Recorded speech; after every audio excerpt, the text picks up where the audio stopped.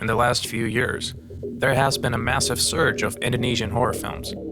Films which offer enlightening cultural perspectives, haunting exploration of folklore, gruesome gore with some relatable fears. Many of these films are a product of post-New Order society, the contemporary political climate offering more freedom of expression and creativity. Through these films, the filmmakers are not only crafting sinister and compelling horror stories, but also empowering their native voice while showcasing what their brand of horror can offer to the rest of the world. The aspect that appeals to me the most about Indonesian horror is that most of these films are based on local ghost stories and folklore, which I feel makes for some of the best horror cinema out there. It also means that you get to learn a bit about their culture, while not trying to hide behind your hands in terror. In addition to folklore, a few staple themes throughout many of the best Indonesian horror films are classism and revenge. These films also consist of vengeful, angry spirits and haunted mansions. Honestly speaking, these are some of the most terrifying films I've ever seen in my life. And if you are a horror fan like myself, you are definitely in for a treat. Here's a list of some of the best horror films that I've seen from Indonesian cinema. To begin with, there is Macabre.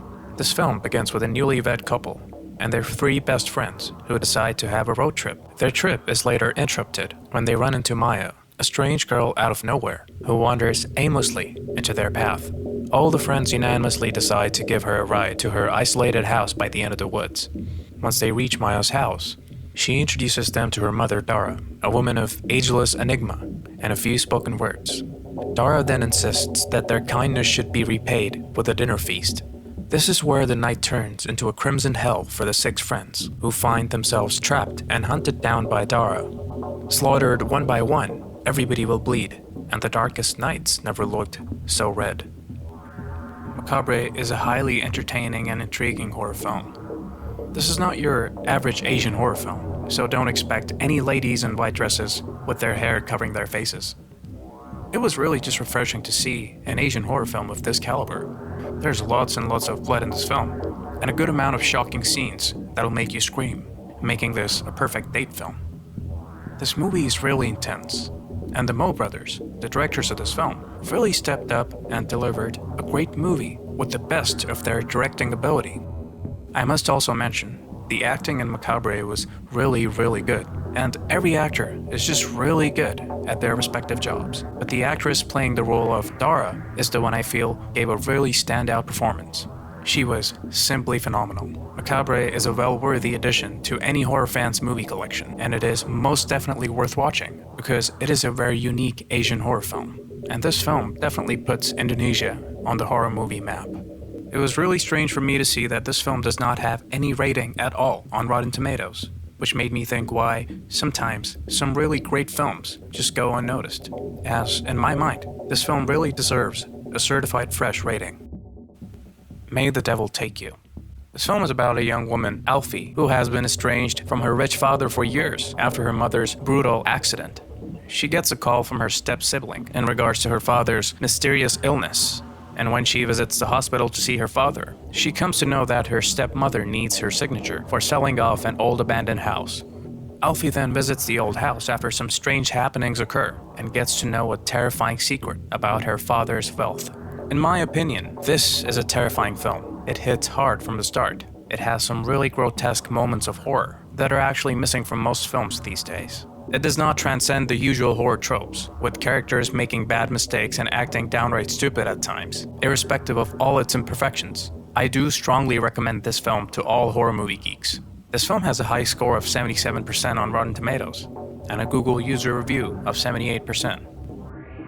Impetigore. This film is about a woman named Maya, who is the survivor of a brutal attack, but is shocked to discover some really important information about her family and her family members from the man who attacked her.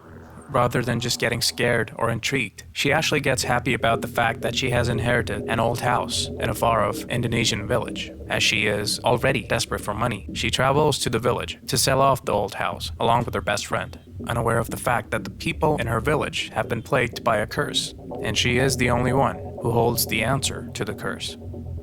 Many believe that the hype surrounding this film brought Indonesian films on the horror map.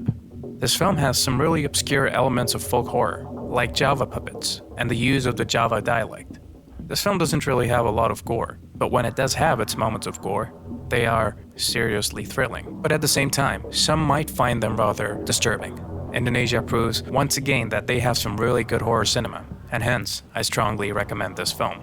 This film has a whopping 92% certified fresh rating on Rotten Tomatoes, and an 84% rating on Google Reviews. I mean, just look at this poster. Wow. Satan's Slaves. This film is about Rani, a girl whose family is financially broken, and who lives with her father and her wider family that consists of her ill mother and her brothers and sisters. Their house is located in the strange Indonesian countryside, nearby a cemetery.